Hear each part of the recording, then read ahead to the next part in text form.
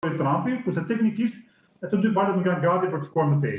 Gjithsesi, vetë prania e ministrit të jashtëm në Islamabad do të thotë që Irani ka vullnetin e mirë për të çuar më tej negociatat dhe për më tepër Trumpi tha që unë pres telefonatën tuaj.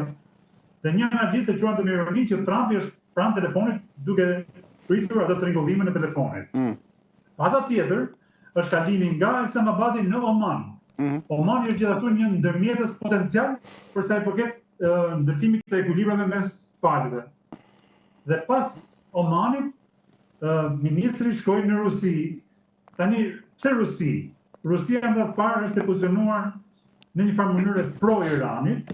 Rusisë i intereson kjo lloj lufte për shkak të shumë arsyeve që ka bërë me ushtrimin e naftës, që ka bërë me qendresën e Iranit, që ka bërë me pozicionin e saj në Ukrainë.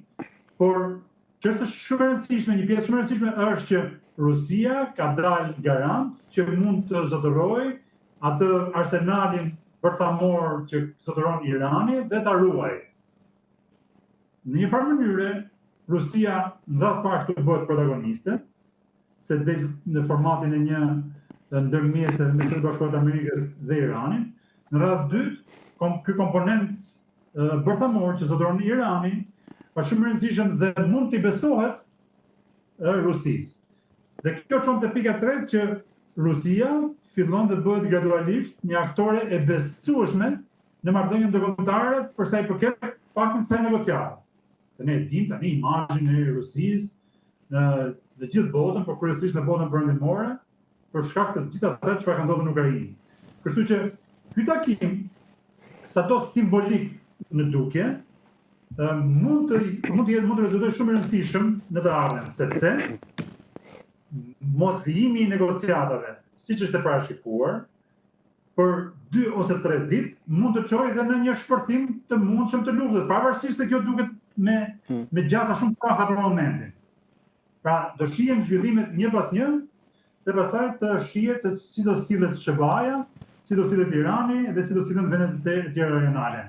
Sepse me sa duket, edhe ky shtim i afateve që bëri Donald Trump tregon se kontrolli i ngushtisës Hormuzit nga ana e Iranit është, si thua, një kartë shumë e fuqishme që zotëron tashmë për mirë apo për keq, por ne po thjesht po dekryptojmë realitetin që zotëron Iranin. Pra Irani është në një moment që mund të vendos kushte. Pra Irani është në momentin që vendos kushte. Është aq i favorshëm. Pra është në pozicion të favorshëm thua ti Blen. Është një pozicion të favorshëm për sa i përket kontrollit të ngushtisës së Hormuzit. Patjetër. Sepse aty është fokusuar tani gjithë skena qoftë në territor, qoftë edhe në lojën e bisedimeve. Pse? Sepse nga njëra anë Irani ka vendosur blokadë për sa i përket kalimit të anijeve dhe në këto kushte që unë përmenda ekziston edhe ajo që quhet pejtoll apo trau, që çdo anije që kërkon ndjet pagoj një taks Iranit për ndërtimin apo mund të jetë edhe më tejshme, dhe nga ana tjetër Shtetet Bashkuara të Amerikës e kushtozojnë Iranin me kontrollimin e porteve. Kështu që kemi 2 blokada. Kjo tregon se të dyja palët tentojnë ta kontrollojnë, në të vërtetë anijet nuk po kalojnë. Kjo tregon që kriza do rritet sepse çmimi i naftës do shtohet dhe kriza do thellohet më tej, dhe kështu që krijon atë që quhet pikë vdekur apo ngërç. Tani si do zgjidhet ngërçi? Të gjitha këto elementë që unë përmenda. Po gjithë fokusi është tek ngushtisa e Hormuzit në mënyrën se si do menaxhohet, do kontrollohet pasi Irani kuptoi diçka.